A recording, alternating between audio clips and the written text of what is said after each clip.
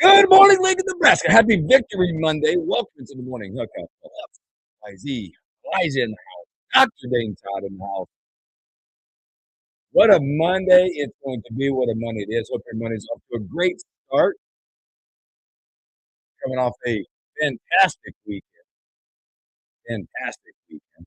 We'll jump into all of it. It was a big winning Husker weekend across the board. Big weekend. Obviously, yesterday we'll talk about yesterday. I'll go back during the senior day. Baseball sweep coming up. We'll talk to Evan Bland with the My Word Herald about that. Softball got it done. Just a big Husker winning weekend. It's always nice to win. Isn't Winning it nice? solves a lot of Winning problems. is fun. Super fun. Winning is fun, especially when one school is involved in the losing side of it. Oh, is that Iowa? Is that what? Yes, as it was yesterday. We'll look back. We're going to look back at that game, what it means for Nebraska this weekend coming up as the Big Ten champion, the Big Ten tournament gets started off and running. I also want to look back on the season a little bit, but probably in the second segment today. Pinnacle Bank moments of 25-26, where the season was defined. I wrote down a stretch of basketball that this season was defined for Nebraska. Maybe it started when they were named preseason number 14. Maybe that's where it started. But there's a stretch in the season where you're like, this team, they became, okay, it's a cute story to legit in contention. We'll talk about that. Again, Evan Bland, stories that we missed, and a whole lot more. In bracketology. I know Nebraska got it done yesterday. There were some monumental mid-major tournament games that bubbles got burst. Mm-hmm. There is an undefeated regular season team. That was a fun game to watch if you didn't watch that one. It was ugly afterwards. Yeah, it was. One Miami of Ohio team was telling the other Ohio fans how they felt about them before shaking hands. Were they being kind about it? They were telling them they were number one on both hands. Oh, both. To the fans. Yeah, both hands. It was a double. It was a double. Is that B. 11 then? Yeah, it was a double B. Ah. Some choice words coming out of their Yeah. mouths, too. Weird. Yeah. Who'd have thought? I do think Dane, as a whole yesterday, if Nebraska's a 3 seed, the 14 seed line yesterday got weaker. Yes, it did. I Yeah, love it that. did. Yeah, it did. There's nothing I like more than that. Yes, it did. Yesterday, let's jump into it again. We got the doc, and we'll talk to the doc about some things about the game and stuff. But again, it started out yesterday, by the way, with a beautiful afternoon. Yeah, a beautiful afternoon. You'll never guess where I was. I don't know. I was downtown at 11:30. The golf course for a quick 9. You got it done? Ooh, I did. Where'd you play? Nothing special. Just Mahoney. Oh, Love all right. our That's public okay. golf That's courses. okay. Yeah, nothing wrong with right. that. If it's gonna be first round of the year, I'm gonna miss everything left. I may as well do it at a good rate. How was the Lincoln- ground? Was it soggy? No, it's fine. No, it was all right. It was fine. Greens were a little slow, which That was helps actually, you. which That was helps. surprising. They're still protecting. But I had a case to the lefts all day long. That's okay. That's okay. The lefts. Yeah. Look at Bad. you. Lincoln is blessed, honestly. I've never been a guy who fades the ball. I've always been a guy who hits straws. Fade. It's funny he uses the word fade. Yeah, no. Yeah. Shank. Why is it when Shank people is what say- people say. Oh, yeah. Nobody uses their hand gesture when they said they draw the ball. When they fade, they go Yeah, exactly. like that. I'm a natural drawer of the ball. Wow. And Can you yesterday, teach everything me? was 40 yards left to the green. Any approach shot, just Can you Yeah. teach me that? Because I cannot No. do that part of the ball. I've hit more than one fence. Yeah. 5 yards ahead of the tee box. Just off the hosel. Yeah, but baby. Lincoln, Just- by the way, Lincoln is, as we're jumping the game here in a bit, but Lincoln is very blessed with public golf courses. Oh, absolutely. This is a very, again, public golf around Lincoln is an amazing time, right? Even going down to Jim Ager. That is Oh. a fun course. I played that with my Mhm. boys as a kid. It is a lot of fun. It's a really yeah. nice course It too. is It's fun. really nicely kept up. And if your kids are like getting started with golf, that's a perfect place to go. And my little sister went and played Ager Yeah. yesterday. Had a great And time there's out all there. that. Nice. You got Ager. You also got the is it Pine Lake still out there, right? Mhm. Pine Lake's a little good action. You get it yourself into golf. So there's a lot of that. So, but yeah, good. I'm playing tomorrow for the first time. Oh, look I'm at jumping For the in. first time. Well, this year. That's in Nebraska. there it In is. Nebraska. There You we need to keep on letting go. him talk. There we go. Boy, yesterday again, beautiful day, 11:30. I was down there hanging out. There was a buzz, man. There was such a buzz in Lincoln. Whether it be the weather, senior day for some very special seniors in the game. There was just a lot going on. You get there. Senior day was incredible. Hats off to the way Nebraska does it early before the game. You get it done. You get the emotions out of the way. Did you guys choke up? Come on, man. I'm sitting there with both my boys. Yeah, I choked up. Come on. And I know you guys were there. I was at the golf course listening on the radio. Yep. Kent Pavelka was emotional from the end of the senior day festivities. I mean, whenever he's doing his scene setter right before tip-off, yes, he is barely able to hold it together. Now, once tip rolled around, he was same old Kent. But that yesterday meant something to folks like Kent, your true Husker basketball fans, seeing those seniors that have done so much for this program. And then Kent telling the story of the season so far, setting up the final game of the season. You know how much not only this team means to Kent, but how much Kent means to this team. There was that was a special moment listening on the radio, just hearing Kent, and the emotions overwhelmed him as he thought about what this team has meant to him, what these seniors have meant to him. No one loves Husker basketball more than Kent Pavelka. No.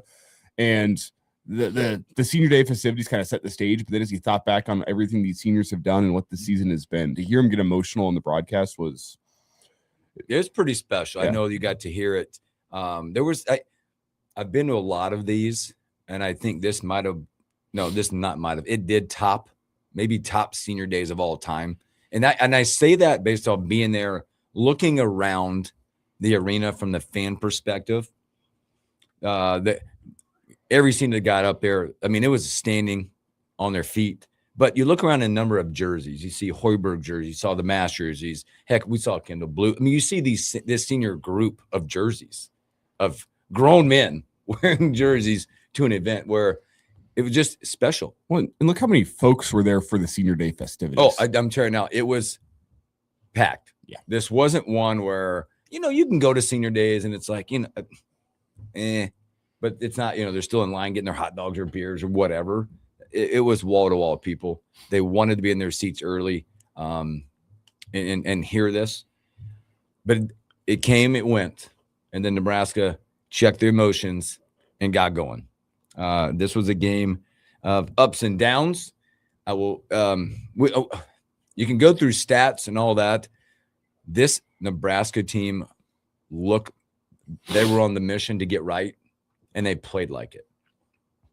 It was Nebraska ball. It was protecting the basketball. It was diving to the floor. It was getting gritty. Nate Linzer, shout you out, my friend. Fantastic game plan against their guy. Mm-hmm. Fantastic. His lowest scoring in the Big Ten all year long. Had trouble getting his shot off a lot in this game. This team just battled all day long, right? Again, I know we're going to go and want to point at some late free throws. Okay, yes. But to be able to keep it together emotionally, to go and play overtime after that, knowing, oh man, it could have slipped away from us in overtime. And then all of a sudden, to me, it's poetic that the way Nebraska finished this game and who was a part of that, the pride of all, Ashlyn Greenwood, Cale Jacobson. That to me defines who this Nebraska team has been all year. And I mentioned this last night on our post-game show, Average Joe Sports Show. Check out YouTube, stream only. Free plug for myself. But I felt there was poetic justice in how that overtime went. Because you look at all the sports that Iowa has been dominating Nebraska in recently, and how do they do it? They have these unheralded recruits, whether they're walk-ons or 2-stars or 3-stars that they get from small-town Iowa, that they have an eye for the talent. Mm-hmm. They develop them, and over the course of 3-4 years, they turn themselves into great players in the Big Ten, and here they are making a huge play against Nebraska on Black Friday or in Carver Hawkeye or wherever it may be to win the basketball game, to win the football game. And yesterday, Nebraska flipped the script. It was 2 guys, walk-ons, one from Ashlyn Greenwood that nobody else in the country knew about. Yep. Another one from Lincoln Pius X that people only knew about because he was the coach's kid, but he's 5'11". He's not a college basketball player. Maybe he's a coach someday, but he's not a college basketball player. And Nebraska brings him into the program. They get developed under the Fred Hoiberg system over the course of multiple years, and they turn into guys that are making winning plays in crunch time against Iowa. There's some poetic justice in that just because of how Iowa has done it to you over the past decade or so. That's a really good way to put it. It is, honestly. right? Yeah. Because I want to ask you, Dame, because I mean, on the football sense, you were from Lincoln. Mhm. You got a chance to play at the hometown crowds. What it meant to do that for you, but also you played. I think you're defining a gentleman you played with that was a little undersized. Oh, I know No, exactly. well, Brandon Rigoni. Oh my gosh, is Yeah. that like the definition of a kid that you play? Yeah. A kid, a gentleman now, a That's- man. That's a kid nobody wanted. Right? Nobody wanted that kid. Nobody wanted him because he was too small. The other person from Nebraska who didn't play at Nebraska, Danny Woodhead, Mhm. right? Straight up got told by the Nebraska coaches he's too small, right? Goes off somewhere else, works his tail off. Next thing you know, he's in the league for years, right? And now he's a legend. And guess who invites him back to all their events? Nebraska, right? But yeah, you in order to have successful college sports programs, you have to pick up some of those kids and some of those guys, right? Like look at the look at who was it? Excuse me, Kentucky years ago, right? Where they were just going out and grabbing all these, the top 5 basketball players out of high school in the country, and they were the one and done school, Mhm. right? Yep. Mhm. And they didn't win every year, right? They didn't win it every single season. You got to have some of those guys who, when it comes down to this, right, where you're in a tight game, you're just diving for balls on the floor, right? Mhm. You're just putting it all out there and out efforting people. And if you can out effort teams, you'll win more often than not. And again, I think that's great points. I wanted to bring that because I know you played with them, but it's also like it goes further down when you have individuals like that with this kind of team. I know we can talk about Sam, you can talk about Kale, the way they play it, but then those types of players, especially a Sam, what it does and bleeds down to the rest of the team. Absolutely. Because I think it can be defined of being unselfish of who you are, what your name is, regardless. I think about though, because you have seniors like a Kendall Blue or a Jared Garcia who made the commitment and said they wouldn't do anything different. Were they upset? Yes, they've had emotional times, but when they checked in, they were ready to go. Garcia, 5 or 6 minutes yesterday, pretty good, productive 5 or 6 minutes he had yesterday, but it just defines who that team became over the time. I think it's interesting. You talk about elevating everybody else, right? By having those players on the team. There's this, I can't remember where I heard about this study, but there's a study on military recruits, and they're put into the barracks, right? And they all do everything together. And they tested them at the very start of basic training and at the very end of basic training in terms of how they did physically and developmentally and from just measured everything on them. Every one of those groups did exactly as well as the lowest effort person in that barrack. They brought the lowest effort person brought the entire group down to their level, regardless of where they started at. Right. And so if you have a ton of high effort players, the whole team is going to elevate. You can't have low effort people. Nope. You can't have low effort players. You can't have low effort athletes if you want to be successful, especially in sports. It applies to life, right? You can't have low effort folks. Otherwise, everybody ends up down at that level. That person doesn't elevate. Everybody comes down. And I guess it makes sense whenever you think about it. Like you think back to team environments I've been in. Whenever you have that low effort individual, I'm doing better than he is. Yeah. Whereas if you're competing against everyone else who is high effort, you have to bring your effort up. It really does make sense, but it's one of those stats that's kind of shocking when you first hear it. Yeah. This just got sent to us, by the way. Coming out right now, a immediate press release for Nebraska, as Nebraska has agreed to a contract extension with men's basketball coach Fred Hoiberg, announced this morning by athletic director Troy Dannon, which will extend through 31-32. I think we all knew that was on the horizon, right? That was sitting there waiting. I think we all knew that it doesn't. Fred doesn't seem to want to go anywhere. This confirms it. Yeah. There's so much more. I mean, again, what a game. What a night for Nebraska hoops. And can I make one more point here about last night's game? I know we got plenty more reaction for to this, sure. But people can bemoan how the end of regulation went. I think everything about how last night's game went is an ultimate positive as you step into postseason play. And that's what yesterday was about. Yeah, it was about senior day. It was about beating Iowa, but it was about, I mean, it was essentially the first postseason game, despite the fact it wasn't postseason. It wasn't win or go home, but it was that first postseason game because of the emotions and the pressure you're going to be dealing with.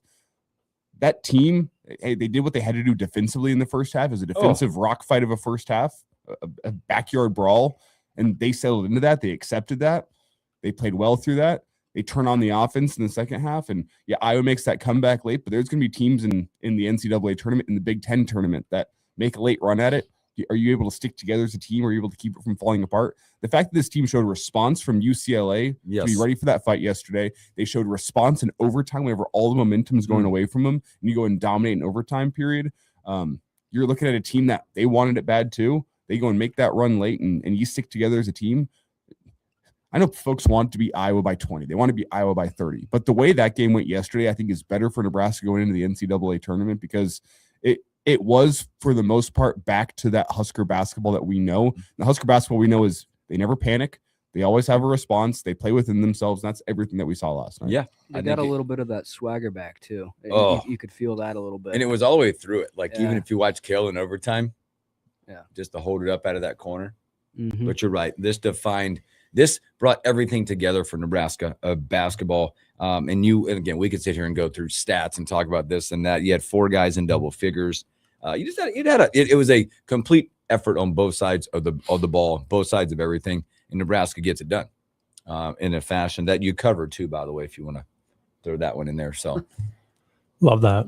Okay, you got to make that point, You right? got to every time. We're winning all the time. Always winning. So, all right, hey, let's take a break. When we come back, we're going to talk more basketball. Go back and look at the season. When this team was defined, what stretch you looked at. Do you have a favorite moment so far at the regular season? Again, because this is something that's only the second time we've seen, right? 26 wins, 16-2 at Pinnacle Bank Arena. They're 1 win away from having the most wins of any Nebraska basketball team in the history of Nebraska basketball. Let's take a break, come back and look at 25-26 Nebraska basketball.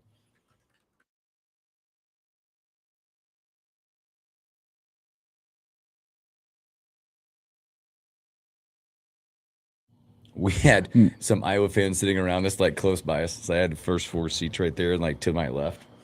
We walked in, and my son Ty goes, "Oh damn!" And they were older people, so it wasn't like they didn't get up and move like the UCLA fans. Yeah, that was my favorite moment all year. And I didn't realize this. Just reading through this contract extension press release. Not only was it the best regular season in Nebraska basketball history, Nebraska basketball also had the highest team cumulative GPA. Nice. In program history. They finished with a 3.34 at the end of the fall semester. Wow. Every member of the program named to the Tom Osborne citizenship team in both 2023, 2024, and 2024, 2025. Wow. It's pretty impressive. Doing on and off, my friend. Everything about that program is on the up and up. Yeah, it's a good thing. This is a good extension to It's put on it, right? Like, give them the lifetime. Can we say it might be the where does this rank as best extensions in Nebraska history?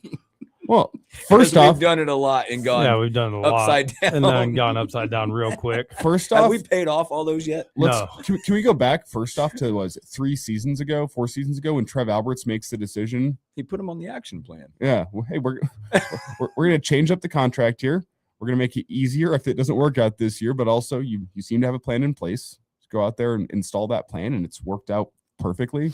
Thank you, Trev Alberts. Yeah. You know what this also shows you? I mean, so many athletic directors would have pulled the plug. Oh, yeah. I mean, like, nope, I can change this. Get a nice, flashy little thing. But can we all, I know, and again, I know it's this, the timing of the extension goes back to what that team was defined as. Does that make sense? Like, it goes back, like the time, like they waited. I'm sure this has been sitting there. Oh, yeah. They didn't drop that contract.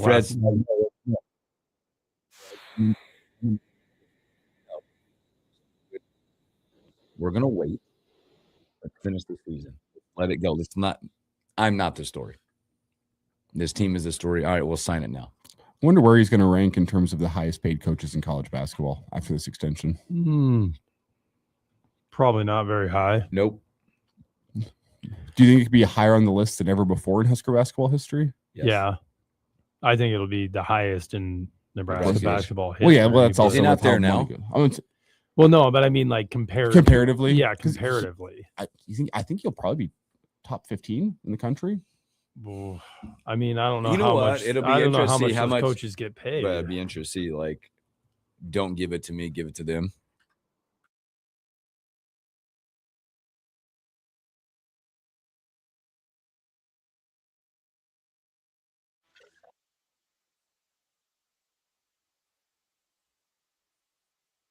Welcome back in the morning. Hookup again. Happy Victory Monday. Thanks for hanging out with us. The Dr. YZ and Elijah. Nebraska gets it done in a big way in overtime against Iowa, setting themselves up as the number 2 seed in the Big Ten coming up, which is nice. Triple bye. You get to wait and see. Elijah can leave earlier. He can not leave as early on Friday morning to take his birthday weekend to Chicago. Pretty good draw. I think so. Oh, yeah. Really nice. If you look at it, if I'm correct, they go 5:30 Friday, in which they go, it's Indiana, Northwestern play each other for the right to go play Purdue, then for that right to go play Nebraska. Of course, Northwestern plays Penn State. Penn Penn State, State yes, currently, Penn State, currently Indiana. doesn't have a pulse. So. Yeah, that's like I probably just thinking about Northwestern. So Northwestern will likely play Indiana. Winner doesn't play Purdue. By the way, that Indiana team, it's going to be a interesting to watch them play this weekend as they took a lump in the last few weeks. And now I believe if we look outside looking in, we talked about those could be the dangerous teams in settings like this. I think they're currently in that first 4 out line. I can tell Some you, have maybe next 4 out, but they're right there. Does a win against Purdue potentially get him in Joe Lenardi has them on the first 4 outline. there? Yeah. So we'll see about that. But there's so many intriguing matchups in this one. You could get a matchup of Wisconsin versus Illinois. That could be a fun Friday matchup. Mhm. You look at the matchup of a potential UCLA and Michigan State.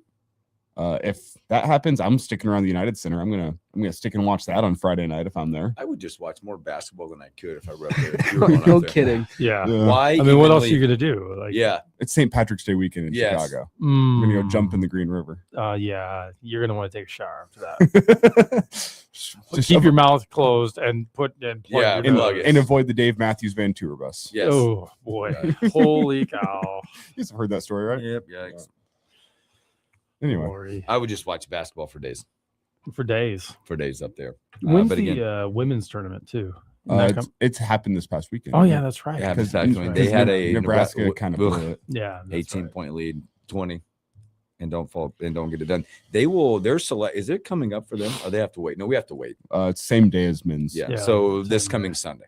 This coming Sunday, It's a selection long wait. Sunday. But a lot of bracketology out there still has Nebraska as the last team into the tournament, Wow. Oh really? despite the loss in It's the going Big to be Ten well. tournament.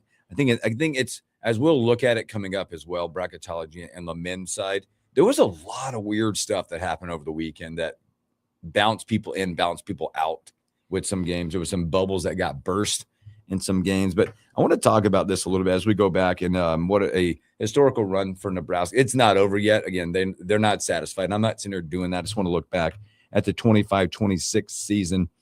Team that came in preseason 14th in the conference, go to run to number 2. But looking back, you guys have any favorite moments as you look back on this season and go through it?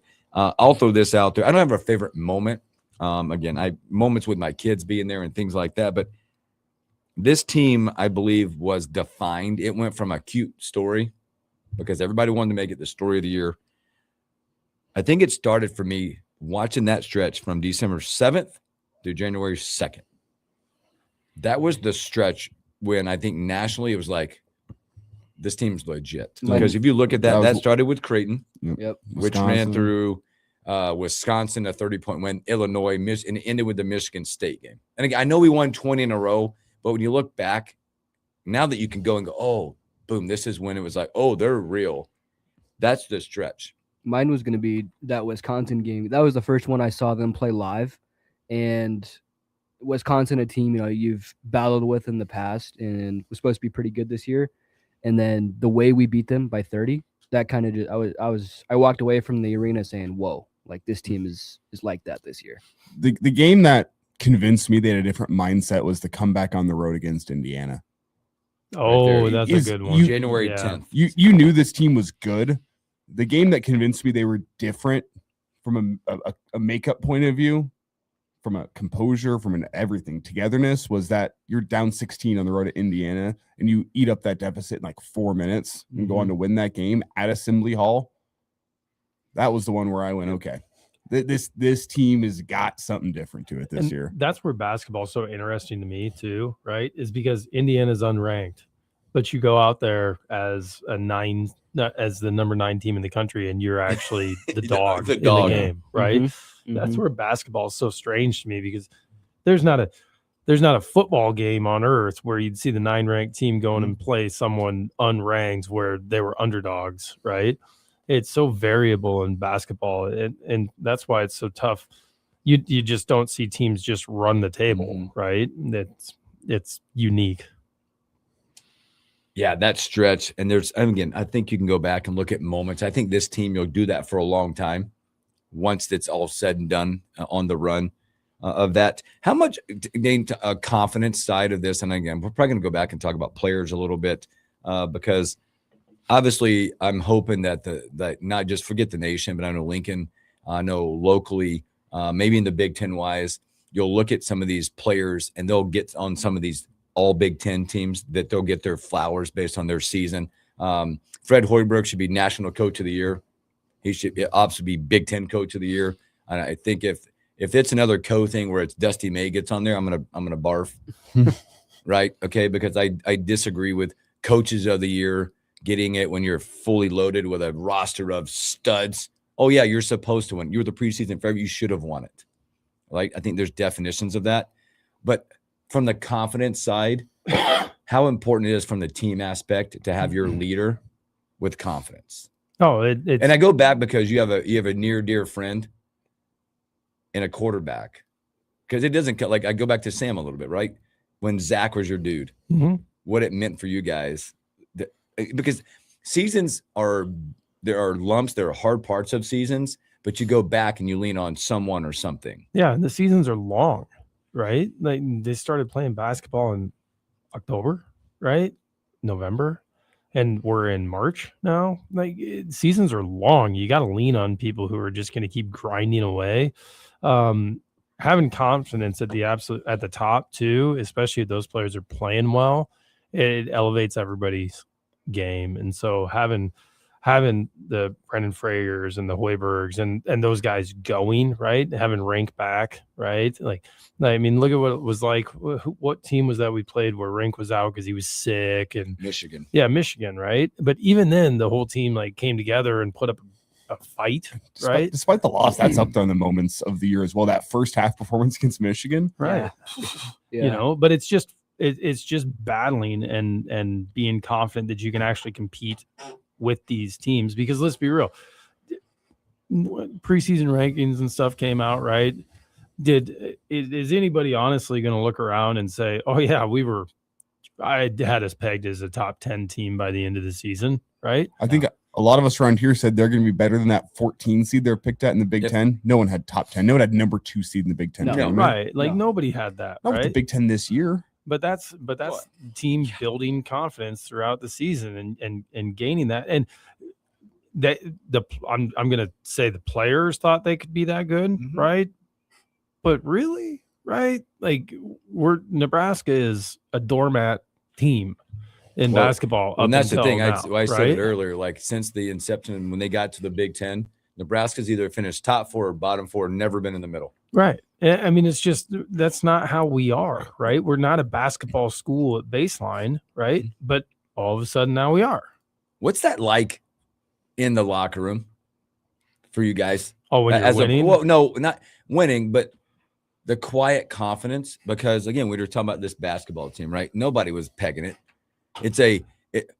To me, again, I'll be honest with you. To me, Nebraska basketball but could be defined making the tournament every 4 years, being on the bubble most years, right? You hear that, right? Like just get there once every so often and make us whatever to Right. keep your coach employed, because it's never been a sport here that's been looked at going, we got to pump the cash into it. But, because you hear that even in football, you probably heard that, but what's it like in the locker room going, you hear it, but you're like, oh, you wait, just wait. We're a defined team, a team together. Yeah. Because I'm sure in this locker room, they heard all that stuff. Oh, of course they heard it all, right? But now they're doing it, right? They came together and they're actually doing it, and they're making good on what they believed they could do at the beginning of the season. So I'm excited. I hope we run the table in the Big Ten. That would be sweet, right? But even if we win a couple of games and end up in that final game, right? Great experience for going into the tournament and be a high seed in the tournament and pull off that first win. Listen, Fred Hoiberg, for some reason, I say for some reason, but I can circle a couple of things. Like, I think Nebraska in previous Big Ten tournaments and generally in tournament settings goes out there and plays really, really well. And it's two-faceted, I believe. One, Fred Hoiberg has recruited and brought in a team full of older, mature guys, a lot of juniors and seniors on the roster, guys that can take the things you see in a film session and take it to the court 6 hours later, because that's what you have to do in a tournament setting, is you wake up and you go sit and watch film. Maybe you get a quick walkthrough, but then other than that, you got to put it on the court after you just played a game 24 hours before. That's really, really tough to do. But whenever you have guys that have played a lot of college basketball, it's a little easier. You have a guy at the top that makes great game plans, always seems to have the right game plan in place to go and beat any given team. And if you have guys that go and execute, that's great. And then thirdly, in the last couple of years, he's built his team on defenses. You have some great defenses, and you always hear it, defense travels. You're prone to a bad shooting night, but if you can go out there and play great defense, you're going to give yourself a chance in any basketball game you play. So if you have a team that has a great game plan from the top, can put that game plan into action on short notice, and then you go out there and you play great defense, so that even if you aren't playing great offense, you keep yourself in the basketball game, you're going to give yourself a chance in any tournament game you go and play. And that's what I think Fred Hoiberg has done with this team. I know you didn't make the Big Ten tournament last year, but go look at the Crown. You got to go out and install game plans quickly, get it on the floor. You're playing good defense. Like the things that you need to go be a good team in a tournament setting, Nebraska has. That's why I'm not going to doubt them in the Big Ten tournament. Who wants this Nebraska team on 12 hours of prep? Now, getting a full week once you get to the NCAA tournament, a little more difficult. But if Nebraska goes and wins a round of 64 game, whoever gets them in the round of 32, good luck. Tough. Yeah. Really, really tough to have to go turn around and prepare for this team on short notice. And I think, great points on Fred. I think we need to also give him his evolution as a coach some flowers, because obviously getting back into college after being in the pro sector for a long time, coming back, and the way he did it early on was, I think, the way college basketball has defined teams, right? Having a talent evaluator, go in and get the big stud. We got Bryce McGowan, and Bryce was really good when he was here, but the definition of it, you look over the, 3 years, the first 3 or 4 years, the evolution of coaches on that staff, where they're at today, has made everything. And I think that's something in life that I think we can lean on and learn, is that we're always learning. Even at Fred's age, look at the difference of staff from day one to now. And credit to the guys on that bench, Nate Linzer, Ernie sitting over there, and there's more, but those a couple of guys. The whole defensive thing has just been incredible to watch. It's developed a lot. Oh, my goodness. And again, like I said, Nebraska is going to be a tough team to prepare for in short notice. They just are. It's going to be a lot of fun. When do we get postseason awards in terms of Coach of the Year? Because it's Jeff Snitley here in the stream chat saying Andy Katz has said Dusty Mays is Coach of the Year of the Big Ten. And let me first off say, Katz sucks. Yeah, let me first off say Dusty May did well this year, but I think there's probably 12 or 14 coaches in the Big Ten that with his salary pool and with that roster could have gone and done what Michigan did this year. How many coaches in the Big Ten with Nebraska's salary pool could put together this team and go and lead this type of run? I think there's one. I think Nebraska's got him. There's only one. There's only one. And I think, and I go back, and those awards, they tend to be like Heisman's, right? Best quarterback, no matter what, on the best team. right? Not defined correctly. You look in where Nebraska started, the national conversation around Nebraska and where they end up at. And a lot of that you can say they did it. They did more with way less than a lot of these teams. It's real easy to go out and say, well, you're national player of the year or you're national coach, right? Because you've got all the resources. That's an easy one. Hard to make that real hard decision and say, look at that guy. Look what they did. 26 wins, 16-2 at home. I mean, whatever. Number 2 in the Big Ten. I think it speaks for itself out there. I wouldn't be surprised. I believe, if I remember correctly, the media votes on player of the year, coach of the year, and then is it just all Big Ten teams? I know the coaches vote on more than the media when it comes out to these awards. So the media has player of the year. Oh, they have freshman of the year, coach of the year, and then the first, second, and third team for the all Big Ten. I wouldn't be surprised if there was a split vote with the coaches voting for Hoiberg as coach of the year and the media voting for May, because the media is going to fall victim. Oh, look at that, the best team in the Big Ten. Yeah, right. They're incredible. He turned them around from where they were under Howard. Like, It's like the Heisman. You pick the quarterback of the best team. yeah. Whereas the coaches actually know what's going on. Now, it should be noted. The coaches vote for more because they also vote for the defensive team and then the freshman team, which the media doesn't vote for. Media votes freshman of the year, but I don't believe they vote for the all freshman team. So I'll be curious to see the coaches' votes to me this year, whenever it relates to Nebraska, mean more than the media. It's going to stick out to them for sure in all those games. Could you have if it's just the coaches voting, Sam Hoiberg, first team all defense? Absolutely. Does he get on an all Big Ten team from a coach's vote? Because I don't think he gets on from a media vote because the media is going to disrespect the 5'11" coaches. Nope. I get that. But what do the coaches think of Sam Hoiberg? I'll be curious to see that. And also Price Sanford, First team Big Ten. first team all Big Ten. I wouldn't be surprised if the media put him second, but I think that's a guy who's deserving of first team all Big Ten. Yep. And I think Sam Hoiberg's deserving of an all Big Ten team. I but agree. Yes. Can you get multiple guys from Nebraska on all Big Ten teams? We'll find out. I think these drop tomorrow. Did they drop? That'd be I awesome. know last year it dropped on the Tuesday of Big Ten tournament week. Well, honestly, it's going to help being the 2 seed, right? Like, it'll help because they'll look at that, and if they haven't watched all the games, which they haven't, right, and they haven't paid attention to everything going on, they're going to see that 2 seed and say, oh, well, maybe it must be pretty good. The 2 seed, they won a ton of games, right? We'll watch that as they continue down there. So let's take our final break of the first hour, and we'll come back with more with the doctor, Dr. Dane Todd.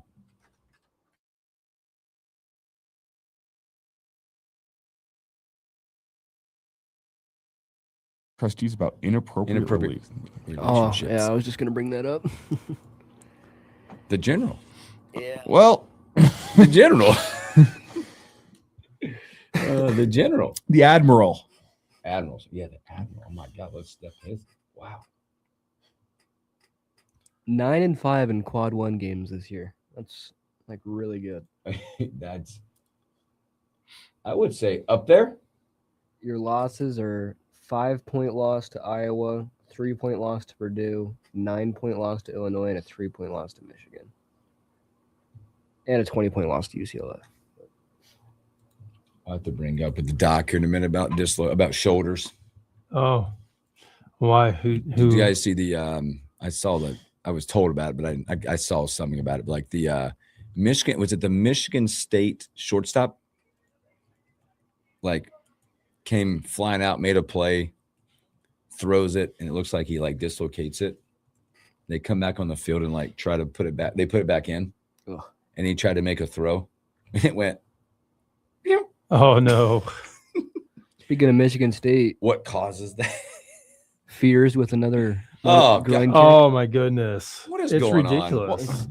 That was with Fears and then Mara. You got two of the dirtiest players in the Big Ten going at it last night. Yeah. Unfortunately, you got one of the best coaches up there now trying to like defend it in a way, I guess. I don't know, man.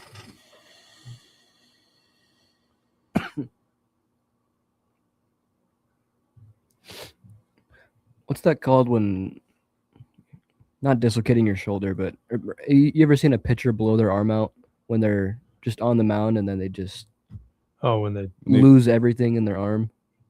Like you can't move it, like it's just dangling. Yeah, you just Oh yeah. spike the ball at the ground and I don't. You throw your shoulder out. I don't know. I'm not sure I got a word for that one. Rough here, right? It's fucked. contact the bullpen. Did you say? Is that what I heard you just? He goes, "We're off the air, right?" It's Elijah's birthday week. He's just dropping it. Here we are. And we're in the stream. He turned around and checked. Check, make sure we're in a commercial break. He did the right I thing. believe that's the professional term. That's a great I had question to for the make- doc. Hey, doc, you're talking to someone. How do you tell them they're effed without knowing?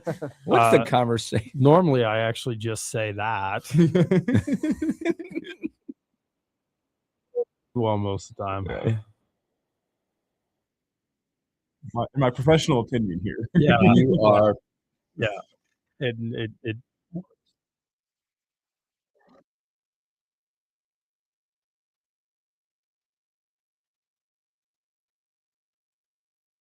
Welcome back in the morning hookup. Again, you probably should go check us out in the stream. You can go to YouTube, look up the morning hookup, go to Facebook, go to all the off commentary.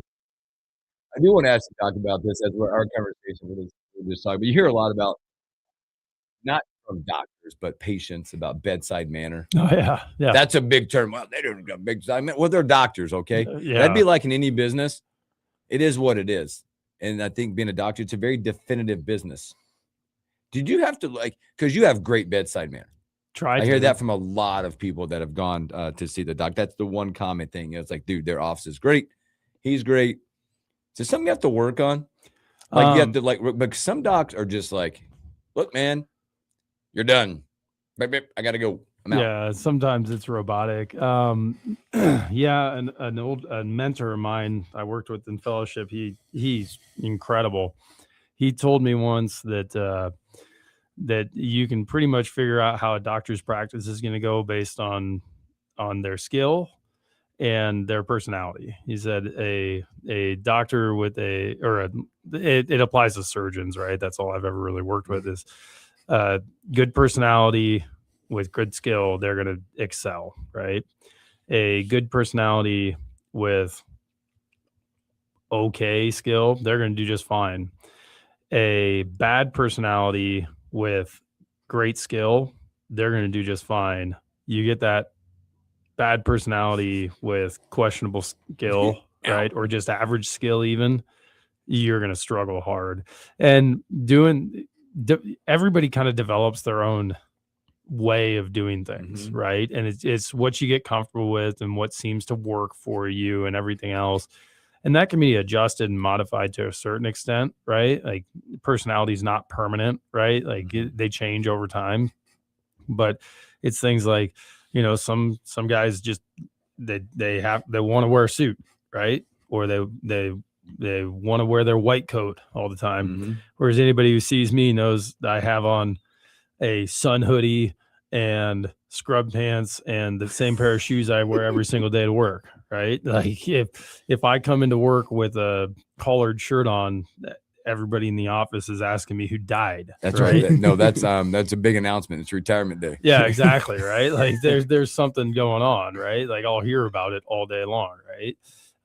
But I've just found that that's what works for me. Right. And are there people who have expectations for various things? Sure. Right. Like my brother works in finance. Right. So he's expected he wears a suit to work. Right. And like, that's just what he does. And that's what he's comfortable in. And that's what he wants to wear to work. Whereas, I mean, I joke and laugh about the fact I've got one suit in my closet and it's machine washable. Right. And that's how it goes, like that's how I'm rolling. Right. Like it's just not for me, and everybody gets. And so in medicine, yeah, you have to develop a rapport, and you have to, because let's be honest, I don't have a ton of time to see people and figure out a diagnosis and come up with a treatment plan, do all those kinds of things. Like I've got to move.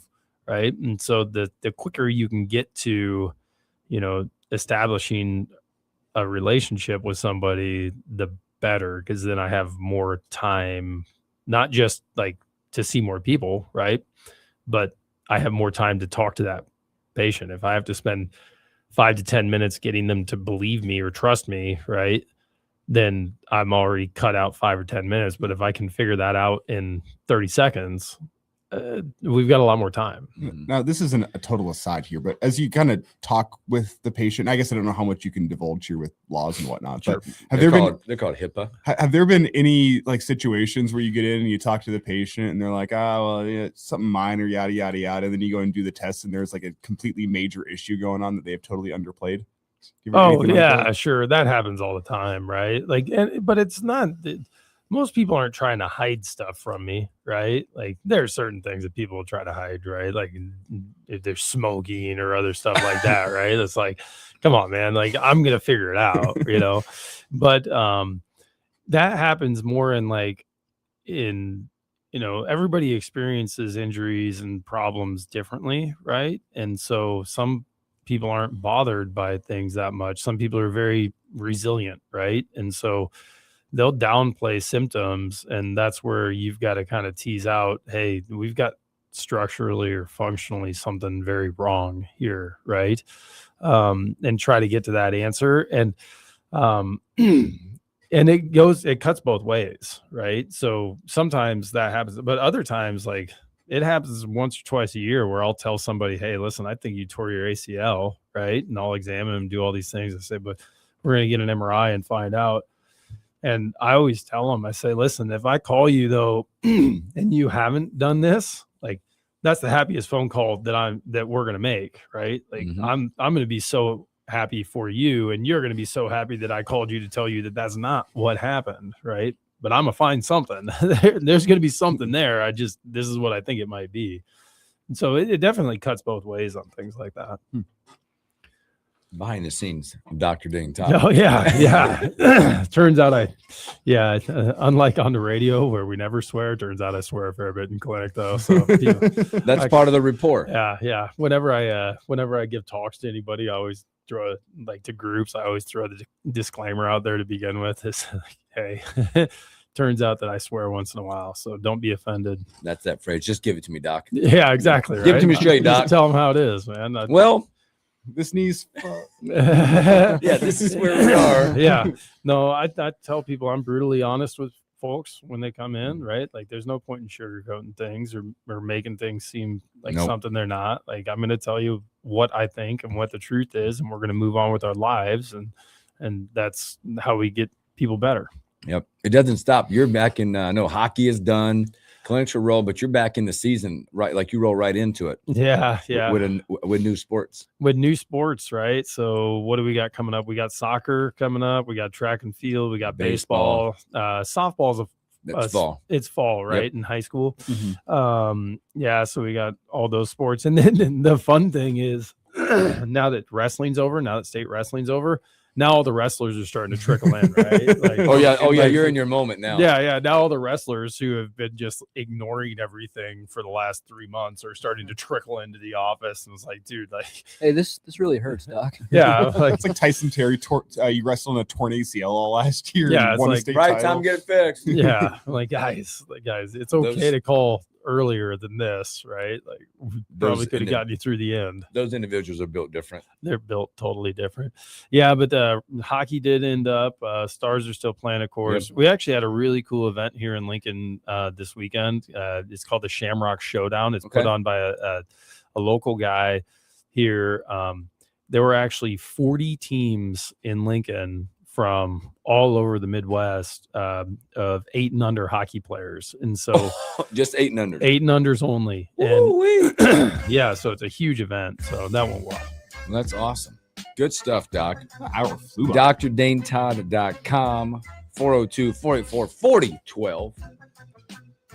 Call him early. Don't wait. He's your guy. All these wrestlers coming in. Get that appointment now. That's all. You know what? It's like when you're thinking about where's cash flow coming from? Thank you. Well, Doc, appreciate you, brother. Thank you, boys. Thanks, man. Have a great week, man. When we come back, Evan Bland, Omaha World Herald, more Husker, talking a whole lot more when we return.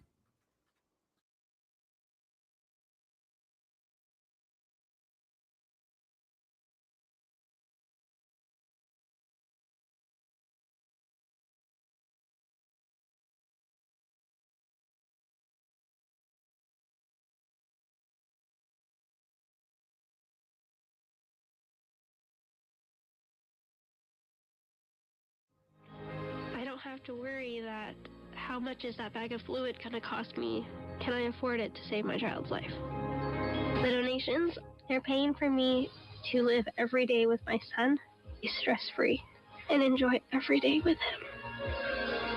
I wish there was a word bigger than thank you, more close to the heart, because thank you's not enough. They've given me hope. They've given me my son. St. Jude Children's Research Hospital. Finding cures, saving children. Learn more at stjude.org. If you came across a child struggling with hunger, how would you recognize them? By their clothes, their age, the way they speak? Would you recognize a 13-year-old boy who gets into fights at school? Not because he's a boy, but because he's hungry. Or a 2-year-old girl who cries all night? Not because she's sick, but because she went to bed without enough to eat. Or maybe a 9-year-old boy who hopes a friend invites him to a sleepover? Not for fun, just so we can have dinner. Or a 15-year-old girl who goes for walks over lunch, so her friends won't know she doesn't have anything to eat? I am the 1 in 7 American children who struggle with hunger. Kids you pass by every day, but never knew were hungry. I am Child Hunger in America. Hunger can be hard to recognize. Learn why at IamHungerInAmerica.org.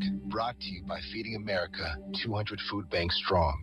I've always wanted to learn French, but the app I tried didn't help. If you want to memorize words in another language, there's an app for that.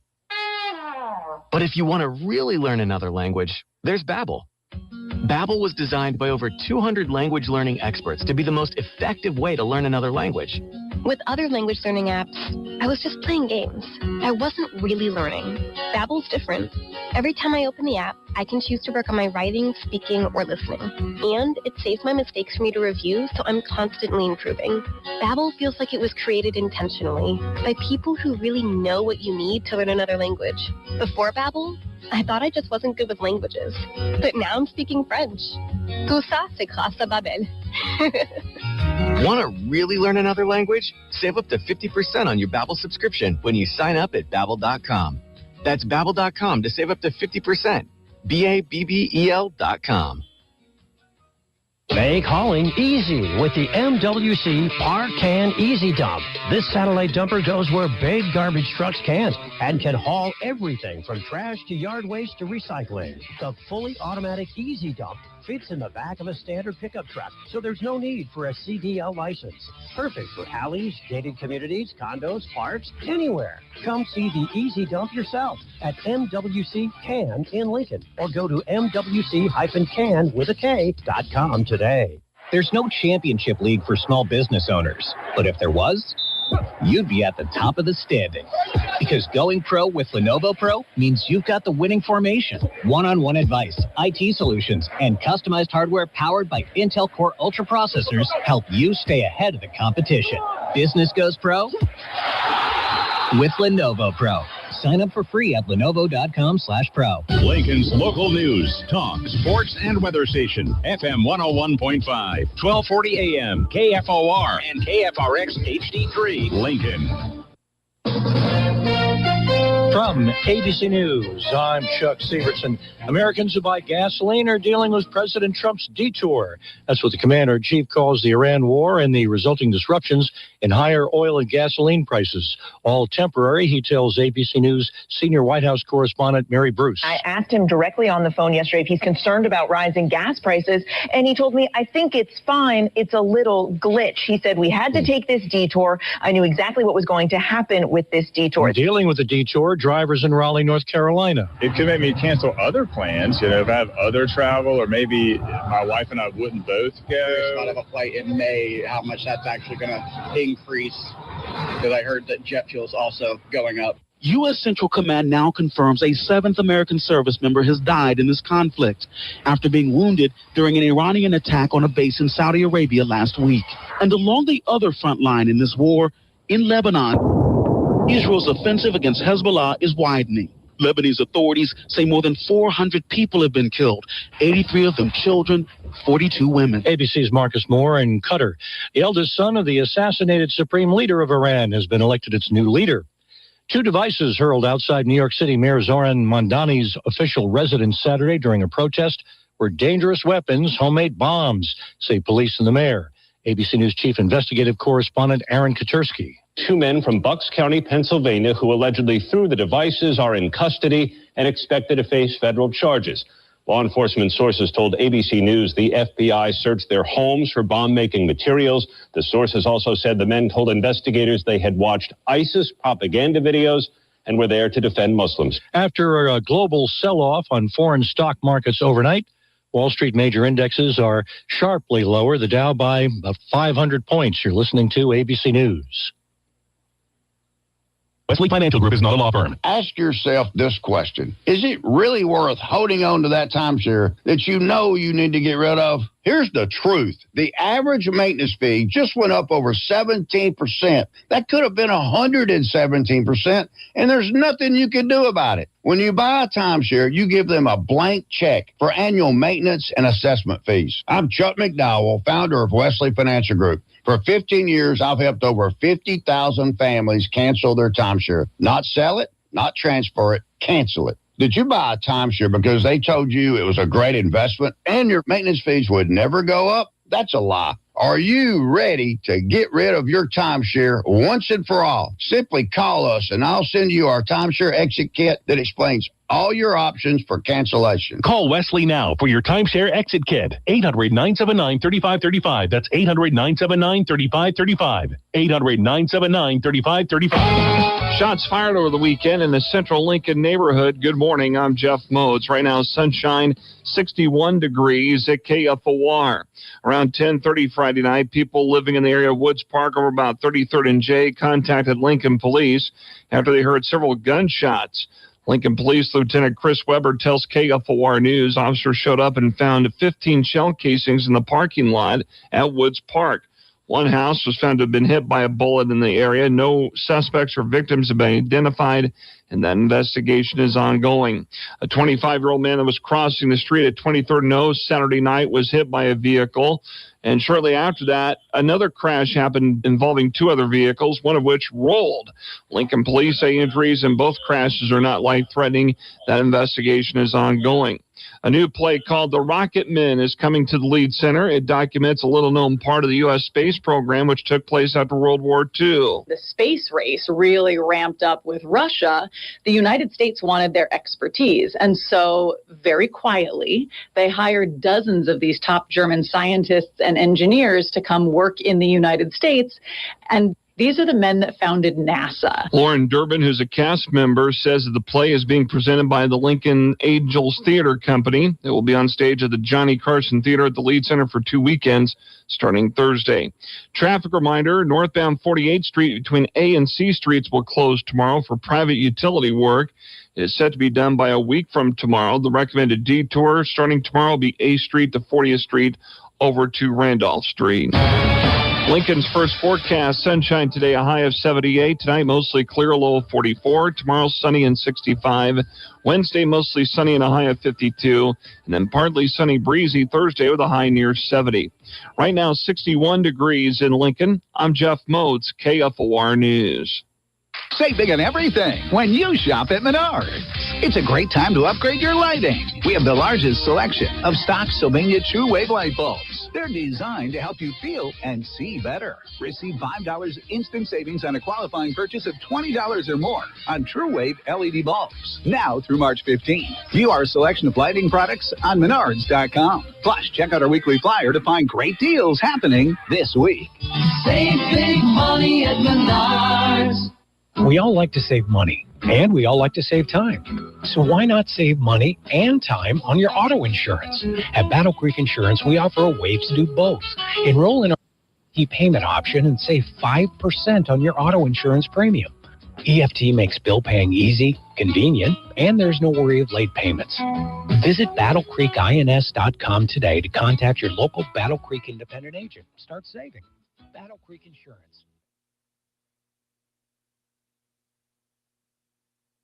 This is the Morning Hookup on KFOR.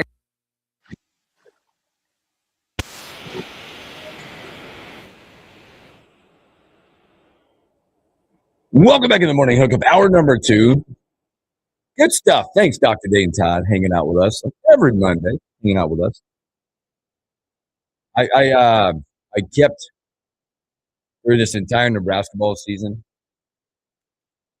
I'm a creature of habit, especially when you're watching something special. Even to the yesterday, same shoes, same pair of pants. I know it was 75 degrees yesterday. I was not in shorts. Same outfit. I held on to this until this moment. This new little. I've had it. It's a good look. I've had it for a year or two, just in the closet. But I got into the habit of wearing the same. I cannot change. That thing's sweet. I saw a lot of them downtown yesterday. You see, it's almost an 80-degree day in Lincoln. You got jeans and long sleeves. I know, but it's get comfortable. This is me saying I know it's going to get cold again.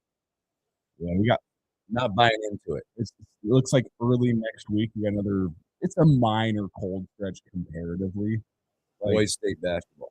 We'll be down in the low 30s, but it's gonna be a decent week. Yeah, but I'm a creature of habit. As my kids, as at school, they have a uniform situation. My 11-year-old Tuesdays he's off today. I have a teacher work day going on. Starting tomorrow, they're back in shorts. You would think it's the last day of school. That's how excited he is. He's back in shorts. They can wear shorts the rest of the year. Whereas my 9th grader, they can wear shorts all year long, and he's wearing shorts every single day of the school year.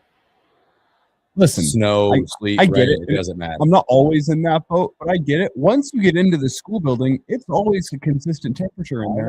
I get it. If you're comfortable in shorts, you just got to put up with 30 seconds. You're outside walking in and walking out of school. I get it. Let's look at a little bracketology. Actually, Big Ten tournament, they've got the odds out. A little more disrespect from Nebraska, by the way. Okay. I think they're the 4th, or let me go back and find. I think they're 4th or 5th I best know, odds. The number I saw, it's pretty disrespectful. I think they got a favorable draw. I like the do draw. Too. I like the draw. You know where you're not? On the top side of that bracket. Oh, I think that the top anybody want to be on the top side of the Big Ten bracket? The top side's going to eat each other alive. Iowa, Ohio State's playing good basketball. You got Michigan up there. You got Wisconsin. You got Illinois. Now USC is the bad teams up there.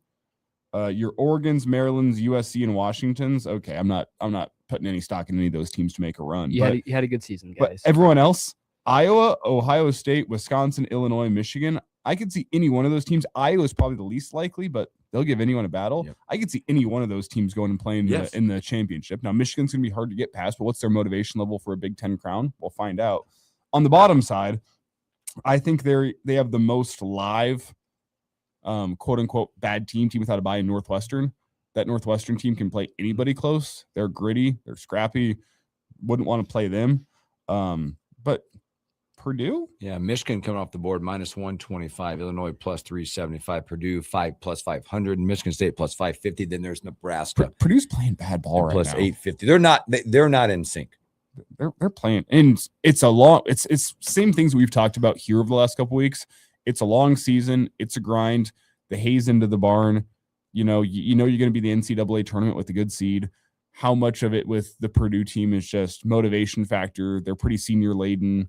They know what it takes, and what you do in the last few weeks of February doesn't matter once March rolls around if you're winning basketball games. No. But they don't seem to be playing their best ball of the season, so that's an interesting one. UCLA is good everywhere that is named the West Coast, essentially. Yeah. Last time I checked, Chicago's not in the West Coast. Nope, bring him there. So we'll see how that goes. Now, Michigan State's talented. I think a Nebraska-Michigan State rematch on a Saturday would be a lot of fun. We'll see about that. But I think you're thankful you're on the bottom side of the bracket as opposed to the top side of that bracket, with the exception being there's the most live bottom 4 team in the Big Ten and Northwestern on your side. But if you're worried about a bottom 4 team, you got other issues. Exactly. Big weekend as well as every game, as we know, as we're in a conference tournament season. There actually are some conference tournaments. Now we get into the big time conference tournaments coming up. Major stuff over the weekend from a seeding perspective. Arkansas hangs on. They get a big win. You start looking around, boy, big game. Marquette takes down number 4 UConn. Dan Hurley gets his last second exit of that one. They got one. Boy, Louisville gets a big win as their tournament against Miami. To go back just a second here, because this one had some bracketology implications. UConn, in some circles, still a 1 seed, but a lot of them now have them as a 2 seed with Florida jumping in because of that loss. You can't put UConn as a 1 seed, in my opinion. Nope, because Florida gets another victory on the road, 84-77 against Kentucky. Again, we looked at this one. Wisconsin got a big-time win at Mackey, 97-93 against Purdue. Alabama unseats Auburn in this one. That's a big one. As teams still have, there's a lot of bracketologists still have them in as giving them credit for their strength of schedule on the year, that they lose by 12 there. Nightcap, a really good game Friday night. If you were up like I was, BYU gets it done in a big second half in that one, unseating number 10. We say number 10 tongue in cheek, probably because with topping out, I don't believe Texas Tech is in that top 10, maybe top 15-ish. They shoot the 3 balls so well. I think they made 16 threes the other night. They had 16 of 35, by the way. Not a bad percentage. So bracketology right now, when you're starting to look at wherever you're looking at, it's interesting to see what the moves and shakes, as these guys are always updating. And again, some of these you just start looking at, go, all right, they're in your conference tournaments minus winning them. I think it'd be partially remain unchanged. I feel like now Nebraska getting that win against Iowa, getting the 2 seed. Hey, hello 3 seed, right? There is a chance now. Joe Lunardi has moved Nebraska on his slate into that. I just had it. Sorry, it's right here. Nebraska into the second best 3 seed. Okay. Now you have conference tournaments. Nebraska, the 2 seed. Iowa State, they got a big conference tournament coming up. What happens? Is it possible? I think it's still on the table. Because what I'm looking at is, look at conference tournament is going to make everything from that part. He has Illinois as the last 2 seed. Yep. And then right ahead of them, Michigan State. Michigan State right now, he has the number 1 2 seed. On Joe Lunardi, the way has it mapped out. He has them, but he has Illinois sitting there on the fringe of maybe being a 3 with a quick exit in the Big Ten. Let me ask the question. In a Big Ten semifinal game, let's say Nebraska gets through a Purdue or Indiana on Friday, and they go match up head-to-head with Michigan State on a neutral court in Chicago, and they beat them. Is that enough for Nebraska to jump up onto a 2-seed line? Yes. You'd have to think so, right? I would think so, based on where Michigan State's 2-seeded rank is. The only thing I think that would close to guarantee Nebraska jumping up to a 2 seed is winning the Big Ten. There would be a lot of conversations if Nebraska beats a team like Michigan State to get into the Big Ten championship game in terms of, is this a 2 seed? Would you look at it as also that would be the second time that Nebraska has beaten that Michigan State team? And that's why I think there would be once on your home floor in a tight, low-scoring game where they miss some free throws late, that's one thing. It's another thing whenever it's on a neutral site in Chicago and it's fresh in the memory of the bracketology guys. And interesting, the selection committee guys, I should say. Interesting as you look in. This isn't perfection. This is what, looking at Joe Lunardi. I know we got Bracket Matrix out there, CBS Sports, which CBS Sports said I'm now irritated with. They have now, as of this morning, put Nebraska as a 3 seed. They kept them on the 4 line for a long time. But the way he ranks it right now, he's got Duke at number 1, Florida coming in at that bid at a spot there. Boy, that Florida team is so good. They're a lot of fun to watch. Their schedule was built for them to be here at this point. Man, and it's crazy what we thought about Florida in December compared to now. Oh, wild. Yeah, they go out and run, and they win the SEC going away in that one. Also, going back to it, big implications in the UConn loss and St. John's being neutral. St. John's wins the Big East. They will take on the 1 seed in their tournament. Looking at from perspective of the bubble teams right now with big games and where conference tournaments for these teams are going to be huge. NC State, Missouri, Texas, UCF, all sitting there as last 4 buys. Last 4 in Santa Clara, VCU, SMU, Auburn. Get Auburn out of the tournament. Get man. Auburn How out. do they allow Get them Auburn just out. to sit there and there. So their last team in as it stands, Auburn. They're the very last team to get in the tournament, according to Joe Lunardi. First 4 out. This is where I think it gets to be a lot of fun for needing some wins. Indiana sits at the top of that list. And think about Indiana, how big a potential game against the in-state rival Purdue could be for their tournament hopes. Ooh, boy. Tournament life. And rhetorical question here. Would you rather play Indiana or Purdue on a Friday afternoon in Chicago? Indiana. Yeah. Us? But Nebraska? Yeah. Indiana. Yeah. That's why I said rhetorical question here. Yeah. Indiana's going to need that win against Purdue big time. Now, the danger would be if you're playing against a hot Indiana team on a Friday that just took down Purdue and wants one more win to guarantee their spot. Nebraska would be the next victim in line potentially. But Indiana would be a more favorable matchup for you than Purdue to potentially get to a Big Ten semifinal. Anyway, I'll leave it at that because Indiana's got a lot on the line, maybe the most on the line of any team at the Big Ten tournament this weekend, and they are potentially in line to play you on a Friday if they can win 2 games. Yeah, Indiana's, if you look at their season, dropped a big one over the weekend against Ohio State, who has continued to play well, play their way in. They're solidly in now. Yes, they're solidly in right now. Indiana's only won 4 of their last 10 down the stretch, but a very highly motivated hope for them team as well. Another team from a bracketology perspective, New Mexico, a team that we played early in the season. They're in the first 4 outline. So big week of college conference tournaments coming up for a lot of these teams. Now, I got to ask the question to you. I think we talked about it briefly last week. What do you guys do with Miami of Ohio? They're in. They're undefeated regular season. They're in. Don't matter. I agree, but there seems to be discussions out there. And now the question is the discussions that we're hearing out there are from talking heads and from bracket people. They're not from the selection committee. And sometimes the selection committee's got a completely different thought than those bracket people do. But I look at a team that is undefeated. Listen, look around college basketball. How many really good teams have lost to bad teams this year? Yep. It happens. The fact that Miami, home and away, no matter who they're playing, has run the table and gone undefeated should mean something. That would be a disgrace if you don't put an undefeated team in the tournament. I don't care who you are. That would change the landscape of the way they look at the tournament all of a sudden. I think the easy solution with Miami is put him on a play-in game in Dayton, right? Right now, I think that to me feels like the solution. Yes, right now, bracketologists, that's what the playing games are for. Right now, they have them. One has them as an 11 seed. One has a 12. That's where you're at right now. Now what happens if they don't win their conference? Lenardi has them as an 11. Now, if they don't win it, the solution, I agree with you, that's a play-in opportunity. Oh, they haven't played anybody? How about we give them a chance in Dayton to show how good they are? They have an 11 seed against Carolina. I think it is crazy that we're talking who should be in if Miami doesn't win their conference. Is it Auburn or is it Miami? Give me Miami of Ohio 10 times out of 10 over that Auburn team. The Auburn team's not good. They're not. They are not good. They're not good. I know we're talking about 10s and 11 seeds here, teams that typically aren't great, but we're talking an undefeated Miami team.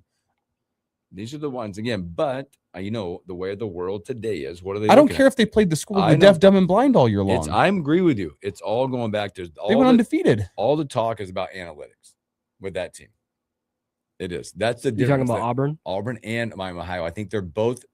It's the same conversation. Have for a team that's 18-16 versus an undefeated 31-0 mid-major team. Well, it's the same conversation.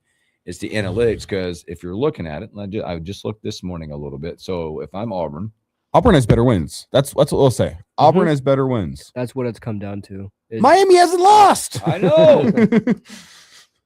Auburn checks in the net ranking at 38, by the way, which is around NC State, Indiana, SMU, TCU, Texas, in that realm. Miami of Ohio checks in. You got to scroll way down here. Is it even further down now? Or did I miss them? So I can't find. I know that the last check, they were in like the 90s in the net. They're having the same conversation about those two teams right now. That Auburn win against Arkansas is doing the Lord's work for them. It's the only top 25 win they have this year. Yeah. Oh, excuse me. They beat St. John's, but that was an early season. Early contest. season. Yeah. Different St. John's team. Yeah. I can't put that Auburn team in. I can't either. They have bad losses. Bad losses. But it's the conversation of analytics. 10 years ago, before we had all these analytics, Miami of Ohio would be a shoo-in. Concur. 55, by the way. So they improved their net rankings up to 55. They're undefeated. So they're not that far away from the Auburn team. I think that conversation's crazy. I think it's ludicrous.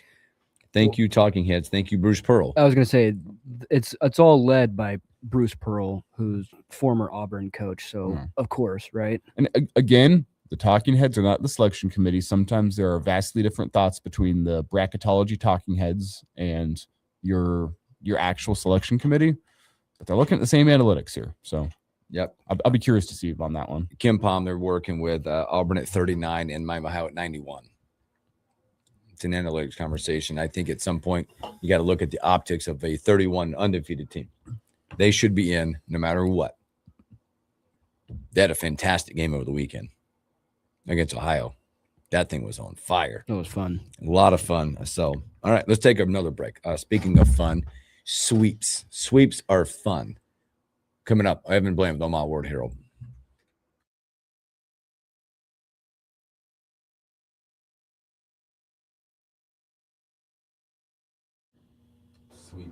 Sweeps are fun. Oops. Mike, sweeps are fun. Wrong mic. Bullpen tried to give one away, didn't they? Death taxes in Nebraska's bullpen trying to give one away. They tried to in that first game.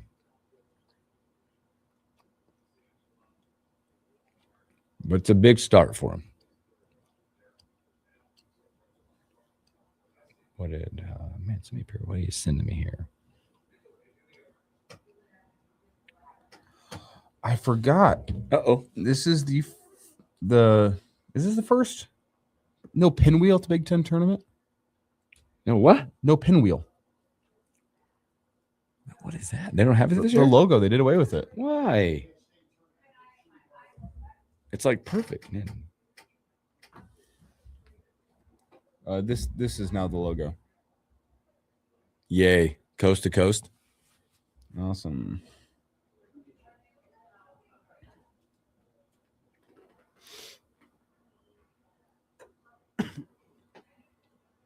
You guys love all the stuff of like somebody generating Frigger sitting on the bench by himself.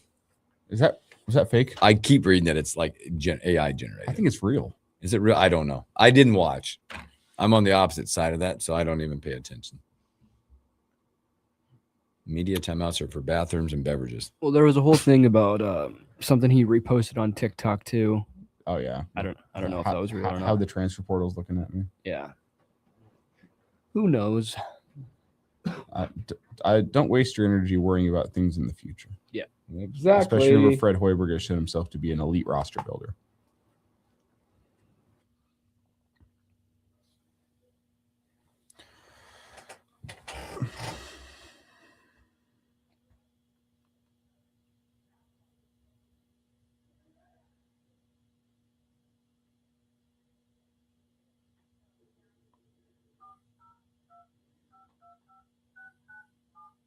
I love that sound. Boop, boop, boop, boop, boop, So boop. old school. You don't get to hear it anymore.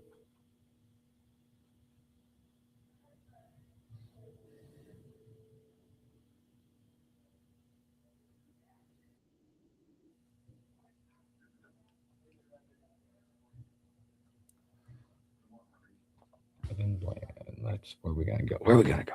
Let's go with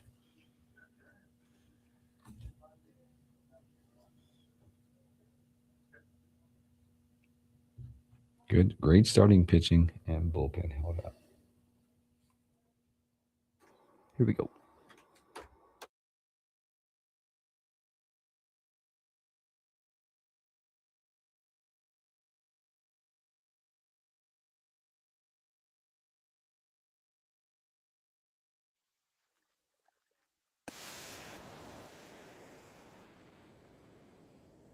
Welcome back to the morning hookup. That time, beautiful Victory Monday. It's our guy from Ohio World Health, Evan Bland. Evan, happy Victory Monday.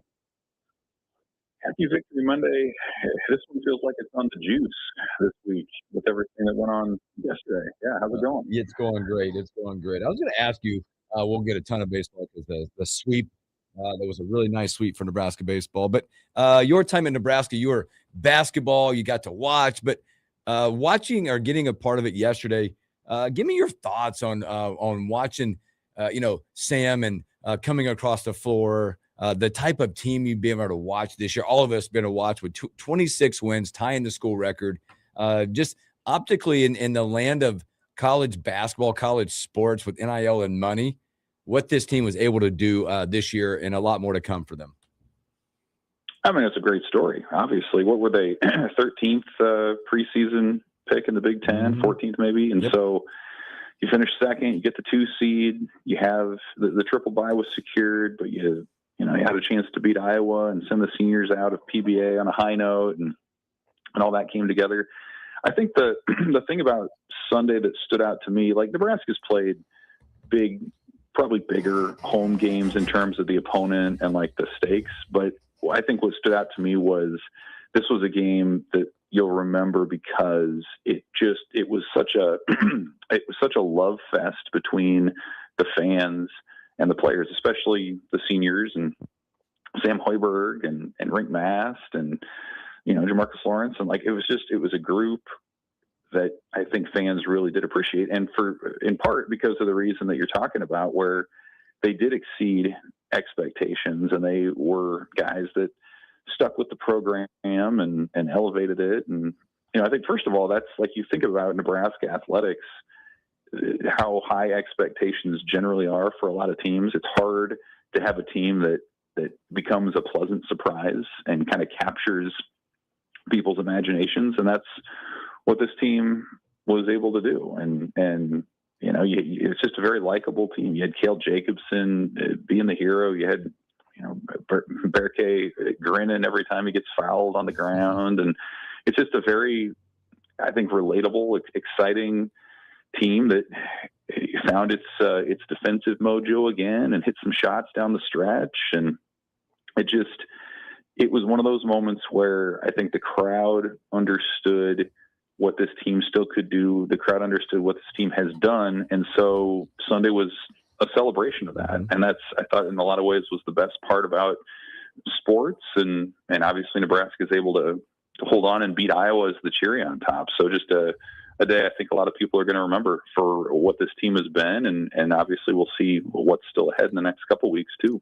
And Evan, I've kind of been making the argument. I think the way yesterday's game went was actually the perfect final game for Nebraska as they gear up into postseason play. Just the responses that were needed, the mental fortitude that was needed, the way the team needed to band together. Like, he needed to respond after the UCLA game.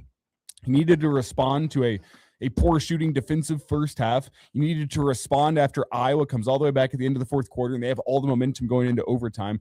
Everything about yesterday to me just felt like one of those things where would you have loved for Nebraska to win by 30? Yeah, that would have been great to see. But I think the way yesterday's game went gave me more confidence for them going into postseason play because they were able to ride the ups and the downs, and you're going to see that in postseason play. And they're able to end the day with a victory despite any sort of adversity that potentially came their way.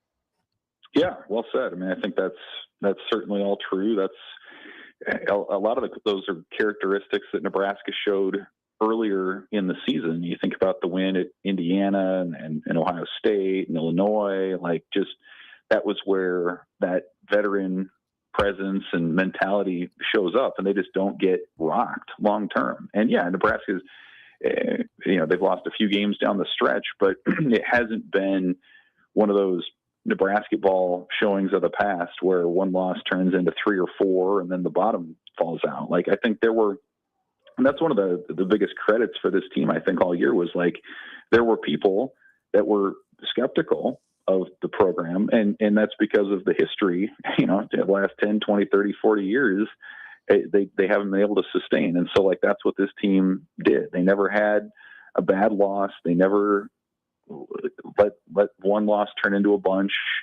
and they just, they didn't let the moment get too big. And so major kudos, obviously, to them, to the individual players who haven't let the weight of history pull them down to this point. And, I thought the way that they responded to Iowa's physical play in this game was encouraging, because that was sort of the takeaway from the loss in Iowa City was like, man, if Nebraska is going up against an opponent that's really going to be physical and force officials to call fouls and are going to body up Price Sanford the whole game, like maybe that's the blueprint for beating Nebraska in the tournament.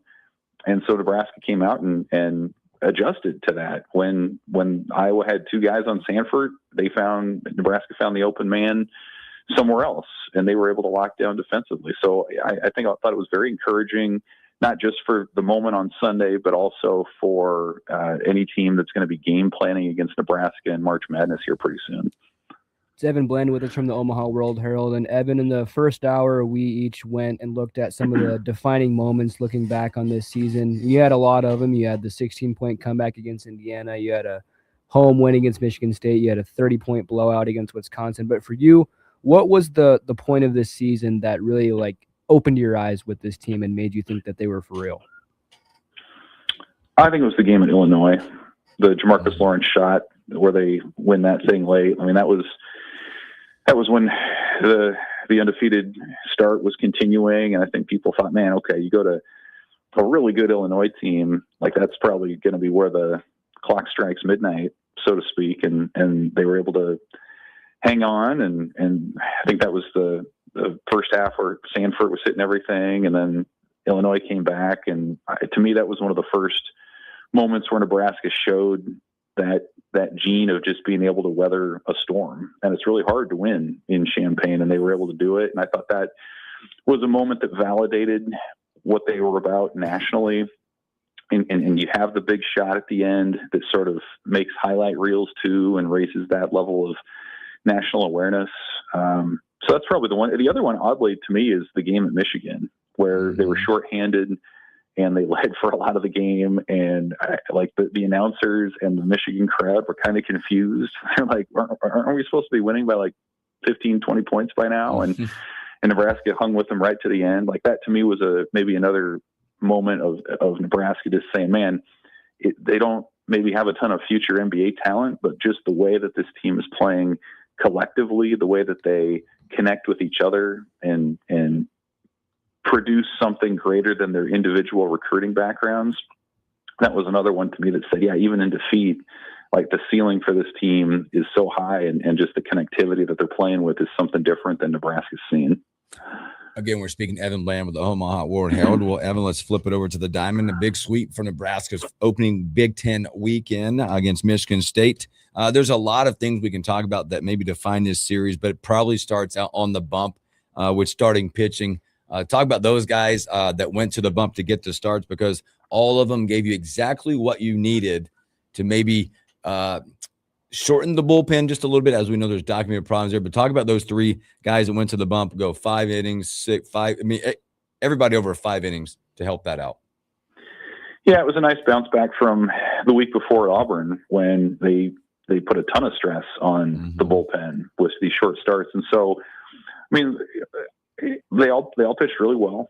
I think you have to start by saying, Michigan State's offense is legitimately, objectively one of the worst in the country. Yep. And so you needed to do what you did at home. Ty Horn goes 7 and looks really good. And Gavin Blackowitz on Sunday strikes out 11. That's encouraging. And I think the Saturday one was probably the most interesting in the sense that Carson Yassa had that moment early in the game where he walks a couple guys. He commits an error on a wild pickoff throw. And you're just kind of looking around is this going to be one of those games where he can't find it in terms of command, and Nebraska's got to go to the bullpen? And he figured it out. He came back and struck out the side and was able to get pretty deep into that game. So I thought that was encouraging. But yeah, that was a weekend where you took care of business. I think it fits into the larger theme of the homestand where you beat Omaha and South Dakota State in the midweek. You look ahead, incidentally, to this week, North Dakota State and Maine are both 2-13. So, like, this is a get right period, and to Nebraska's credit, they're doing it. But yes, I think you start with the starting pitching, setting the tone there. Some bullpen arms showing out again. Jason Unger looked really solid. Cooper Katsky in relief this time remains sort of the wild card as far as how Nebraska is going to use him moving forward. But just a week, it's kind of felt like a taking care of business sort of weekend, where if you feel like you have the arms that are going to get you into the postseason, like this is a weekend where they need to flex a little bit, and they certainly were able to do that.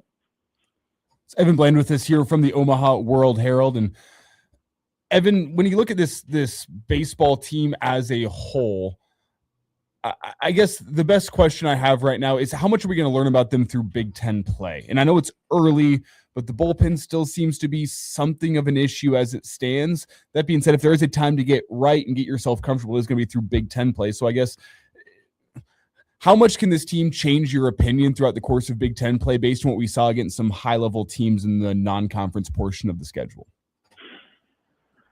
Yeah, I mean, they're not going to play a ton of teams as quality as they did those first 3 weekends for sure. But I mean, I think the next stretch of Big Ten opponents are pretty solid. And those are groups where, like, if you feel like you are going to be a contender in the Big Ten and have a chance to host a regional or be an at-large team in the tournament, like, these are series that you need to win. Like, Michigan has had its moments. Indiana's had its moments through the years. Penn State's on the rise. And then you've got the Oregon USC series. USC still hasn't lost a game. Oregon's ranked. So I do think it's more challenging than it would have been even 3 or 4 years ago. Certainly the West Coast schools have upped the profile of the league there. And so you are going to have more chances to improve things. It's an interesting schedule because, like, I think they're in the stretch right now where, like, a loss would really just hurt your RPI quite a bit. I think you're going to get to the point in late March and into April where you just have a chance to improve your resume. And when you play a team like that over a 3-game weekend series, I do think that is more revealing of your depth than maybe what we saw in February. So, like, what we just saw on Sunday against Michigan State, like, if you have the pitching depth, you should be able to do what you did on Sunday, which is run rule an opponent that just doesn't have a lot of arms. And so we're going to get a better sense, I think, of the depth of pitching, at least, that Nebraska has. And then if that offense is able to be a little more consistent, then it can win some slugfests too. So ultimately it's going to come down to the postseason. And you look at Nebraska's regional history in recent years, and they look like they haven't belonged on the same field as an Oklahoma or as a Florida in the past few years. So they're going to have to prove a difference there. But I do think the quality of opponents in the next month or 6 weeks especially are going to be helpful in seeing just kind of how much Nebraska has and what it can do in June. Evan, Elijah's headed down to Chicago for the Big Ten tournament, and it's St. Patrick's Day weekend down there. He says he's jumping in the Green River. Are you going to be down there and jumping in there with him? I'm not going to be there. All I know about the Green River comes from the movie The Fugitive from the 90s. So I don't know if they're going to have a parade too, and like the bagpipes and everything. But if it lives up to that piece of cinematic masterpiece, then that sounds like a fantastic time to me. That's great. Yeah, boy, Green River, scary, showers, all that good stuff. Cinematic masterpiece. Yes. Evan, well, looking ahead, obviously we got some baseball coming up midweek. Talk about these games they got coming up midweek. And again, looking at possible rotations, what it looks like. Still trying to figure out some of that bullpen, trying to figure out, it didn't really hit it that well until late, until Sunday. All those pieces, what these games will be like for Nebraska, especially. I'm really interested in starting pitching going forward in these midweek type games, or even the weekends. But the opponents are playing, what that will do for Nebraska. Yep, I agree. Like, I think, like I mentioned, these teams they're playing this week are 2-13. So unless they lose them, there's not a ton of takeaways to me from this, other than how do you handle that starting pitching, because you kind of get the sense, especially after what Cooper Katsky did against Omaha last Tuesday that, like, man, if somebody in that rotation shows some weakness, like Katsky's done everything and more to prove his case that he belongs there. But then, like we just said, Horn, Yasa, Blackowitz all look really good. And so, you know, how do you handle it against North Dakota State this week? Do you put Cooper Katsky back out there to start, feel confident in that win, and then use him maybe once on the weekend? Or do you shorten his appearances and maybe give him a chance to show up for an extended outing on a weekend, or maybe twice on a weekend? My personal opinion is, look, Nebraska hasn't had a quality weekend starter consistently in a long time. Like, I would say put him out there on a Tuesday or on a Wednesday, feel good about it. And if he can get you an inning or two as sort of like a bullpen session on the weekend, like, great. I don't know that that's necessarily what Nebraska is going to do. They may feel like Price Bender is a guy who can give them that midweek start, and then Katsky can be more of a factor on the weekend. Or they might feel like Colin Novacek is someone who can handle parts of Wednesdays too. So, you know, it'll be interesting how they handle that, because it's a good problem to have. Like, Nebraska right now legitimately has 4 starters who it would feel really good about putting on the weekend. I think Katsky is different from the other 3 in the sense that he typically has been more of a ball and play guy, but we'll see if what Nebraska does there. I think that certainly bears watching for what they do on Wednesday. Evan Blaine with us here from the Omaha World Herald. And Evan, before we get you out, do need to ask a quick football question. I'm not sure if the people are ready to talk football yet, but we did hear from the coordinators, Orich and Holgerson, on Saturday. Is there anything that you heard on Saturday that you think we should be making light of? Not to have you do our job for us here completely, but anything that stood out to you in terms of comments from those coaches Saturday? Yeah. You know, I thought Orich talking about their cheetah package was interesting, getting after quarterbacks. And, like, that's an area where Nebraska's really needed to improve through the years, pressuring quarterbacks, getting after them. And so if he feels like he's identified some players there or certain schemes that could work for that, that's noteworthy. Obviously, there's a long way to go till we see how that plays out. But the fact that, you know, a guy like that who's had success at San Diego State feels like they have some dudes in that sense is noteworthy. And then I thought certainly what Dino Holgerson said about Anthony Calandria was fascinating. You know, with Calandria being somebody who's more mobile than Holgerson's ever had. And, you know, just the way Holgerson kind of reminded that, like, hey, there were a lot of times last year, he said, where receivers would get lazy if the first or second read wasn't there because the quarterback wasn't able to make plays off schedule or roll out or scramble or things. And so they're having to adjust to that reality now, knowing that Anthony Calandria does have the speed and mobility to roll out and make something happen. So they're actually practicing things in a way that they haven't in the last couple of years, just because of the skill set of the guy who's in there. So I don't know that Calandria has done anything to quiet the notion that he's going to be the quarterback starter come September. But I think, you know, based on what he's done before and what Nebraska's been looking for, he's showing that here midway through spring. And so I think that's the other piece that you look at and say, this is the guy that Nebraska was hoping to get in the portal, and he's showing that here through spring workouts so far. Evan, man, appreciate you as always. Always a pleasure, man. Thanks for hanging out with us on every Monday, on Victory Mondays especially. They're always a little bit more fun. So, but we appreciate you. Take care of yourself. We'll talk to you real soon. Appreciate it, guys. I bet some more big ones are coming up soon. All right, let's go. Thanks, Evan. Evan Blaine, Omaha Road here. Great stuff from him as always. Let's take our final break, come back and do stories that we missed.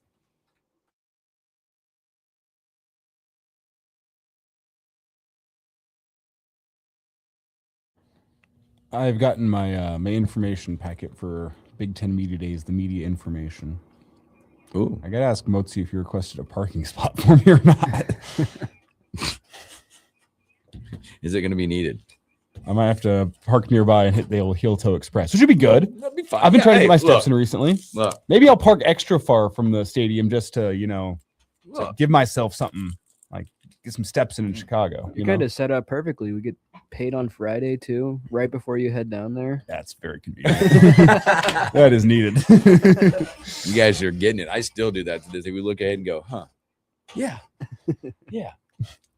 FedEx Jam, what's up, bro? Said morning, gents. Well, and then getting to Mexico. What's really Appreciate you, brother. Have a great trip. What's really nice is I've been told that the United Center is kind of in a bar and restaurant wasteland in Chicago, that there's not much around there, which is good because whenever I arrive on Friday, I believe it should be somewhere in that 3:30 to 4 o'clock window. The United Center is closed down to the public during that lunch break between like 1:30 and 4:30, which means I could arrive when there's no fans there. The media can still get in, and it could lead to convenient parking for myself if I don't have a parking pass. There is nothing around there. I've been there a couple of times.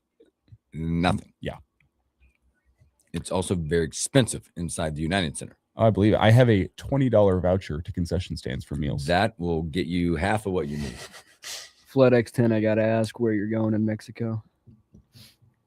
Probably going to listen to first things, brother. Probably Cancun. Let's see. Jeff out there, Arlo out there. Appreciate you guys. I get a spot in the hockey press row, and there's also limited per game assigned seating above the entrance tunnel onto the court. So I'm wondering if they do that for. I went there local media a couple years back. There was one of those like preseason basketball tournaments, the ones they still do, the CBS Classics. Went for a buddy's 40th birthday, still like 8 years ago, roughly. And we go out there to go, again, we're there, and it's all the big, we go to get 2 drinks. We got 2 Red Bull vodkas. And the lady goes like $34.50. We're like, we needed, how many? For 2? Yeah, almost $40. This is my first time going to the United Center. I almost went a couple years ago after the Michigan State game, Nebraska at Michigan State football. After the game, we finished our post game show. I drove to Chicago, spent Saturday night in Chicago, and the Blackhawks played Sunday in Chicago. Nice. And that was back when the Blackhawks were terrible, but it was Bedard's rookie season, and there were tickets that you could get in for like $70. And I was considering, and I'm like, nah. Make sure you go see the GOAT statue. I will. They got a LeBron statue over there? Oh my God. Wow. I was thinking the Fred Hoiberg statue. Good one. That got me.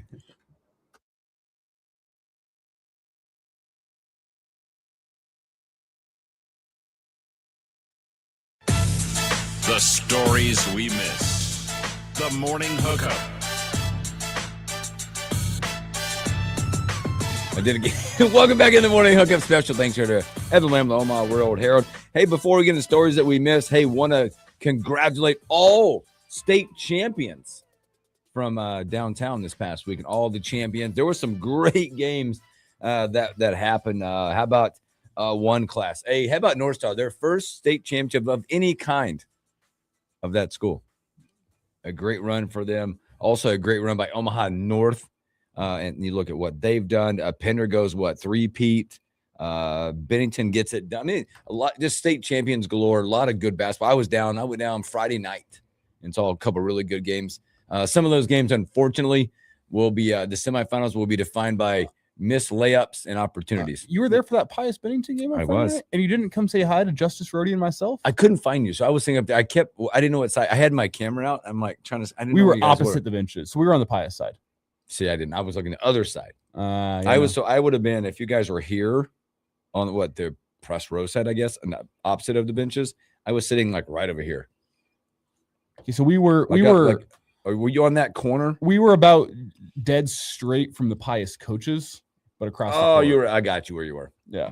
Sorry, I was there. It's okay. That was a really good game. High flying way up. Yeah, even the game before both B games that night were incredible, and it's you agonize like it's. I'm sitting there watching these games. Unfortunately, Norris just a missed layup could have taken that thing to overtime. Could have got it going. And the Pius game, same thing. A couple of layups here and there. But all these games, you look at, were just defined by certain moments. But a lot of I shared emotions with these ladies as it was like the heartbreak and the championships that you got to watch. Sometimes some of them for the first ever. Yeah. Right. I think Milford, first one ever. They played Malcolm, a Hall of Fame type coach. I'm Pritchard on the other side, coaching Malcolm for the first time, and just good stuff. But how about North Star? Incredible. First state title. It was kind of back and forth and tight in the first half. They turned it on in the second half. Oh, and they avenged their only loss of the season. That North Star team has been a wagon all year long, and they went and proved why on Saturday. That was an impressive performance. Annie Lou is spectacular. Oh, spectacular. Does it all. So congrats, Lincoln North Star. They have been number one in the state all year long, pretty much for a reason, and they kind of flexed their muscle on Saturday. They did, and you could see. And it was a game you heard right here on KFOR. Jeff Moats on the call. We watched that one at home. You could see them take advantage. Unfortunately, for High North, their point guard, right, got really rolled the ankle. But by the way, shout out high school athletes and all athletes that leave it all on the line because that did not look good. And she tried her damnedest to play that second half, and it just too tough, but North Star took advantage. Boys are going to get started this week. Here we go. As we talked about Class A being a juggernaut of a open wide thing. You got the BA. There's a lot of good stuff going to happen down at PBA this week. A lot of good teams that we'll be seeing in terms of Lincoln and Lincoln area schools. You got Lincoln Southwest and Lincoln High up in Class A that are going to be competing. I'm looking forward to seeing both of those teams. You got Norris, you got Pius X, Lincoln Christian, I believe. So, just plenty of teams. I think we're going to get a check-in with one Jeff Moats, maybe Wednesday? Yep, right, Wednesday. Whenever Moats wants to come in. Yeah, we need to get the preview of the boys state tournament. So also, just to update, we talked about Coach Hoiberg getting his contract extension. The numbers are now coming out because we discussed it, where that would go in the terms starting April 1st. Couple days, another month or so. Or less, the salary goes to $5 million. Currently, he's sitting at 4.3. $5 million. It will mature, as I like to call it, as he gets to the end of it, upwards to $5.5 million. So it'll be $5 million starting the following this April. And it increases by $100,000 every year going up to the final date. This is just a slight increase in what he was already being paid, but this does put him into. It's right around that top 10 highest paid coaches in college basketball. It's not top 5. But he'll be sitting around that list. We'll see what other extensions come this offseason, see how that changes things. But based on this past year's coaching salaries, this would put him right around number 9, number 10. Yeah, and I don't know, again, how all that works. My some of that thought is, how much money can they can we go small increase and inject more capital into the program itself moving forward will be a discussion. But I don't know if you guys have gotten a chance or have kept up with it. It's been a lot of fun to watch the World Baseball Classic. Oh, yeah. My goodness, there are some great rosters out there. We watched a film. The United States has been getting it done on the bump. Obviously, tonight, Paul Skeens, I believe, goes tonight against Mexico coming out. But there's some juggernauts in this thing. Was it Venezuela that hit the walk-off home run over the weekend? And they're just going crazy. Those Latin American venues have been incredible. Just seeing the support, the passion. So it's Puerto Rico over Panama. That walk-off home run in the bottom of the 10th. Freaking electric. Some of the best home run trots you'll ever see come out of Latin America in baseball, and we saw a couple of those this weekend. How about, do you guys see Manny Machado making those 2 insane throws from foul territory back to back? We're getting some incredible moments from the World Baseball Classic. Should be noted, there's been some drama with Skubal and whether or not he's going to pitch again, or he really wants to, and the Tigers. We don't know if you should conversation. Let him play again. Let him throw. Let him go again. Dude's a bulldog. Yes, that's a lot of fun to watch. But they'll go. I think it's 7:00 tonight in Mexico. NFL News also reporting now that one Travis Kelce is expected to announce he'll return to football for one more for his 14th season. The NFL is going to get hot and heavy. Free agency opens later today. You had Max Crosby traded to the Ravens, at least expected to be traded to the Ravens. That can't go final, but that's going to be coming. Rashawn Gary off to the Cowboys. A little swap there. Micah Parsons for Rashawn Gary. I think the Packers still win that one. But the NFL news will be hot and heavy here in the coming days. Absolutely. As now also been reported that the Dolphins will release Tua. A monster cap hit. They've traded Minkah Fitzpatrick. They are completely starting from ground zero. They said that is setting a $99 million cap charge. If the Broncos proved anything, though, it's that having the right quarterback is more important than how many cap dollars you have. Tomorrow, Robin Washit with HuskerOnline.com, Brian Munson, HuskerOnline.com. A lot more bracketology talk, Husker basketball talk, and a whole lot of you guys. Have a great Monday. Catch you on a Tuesday.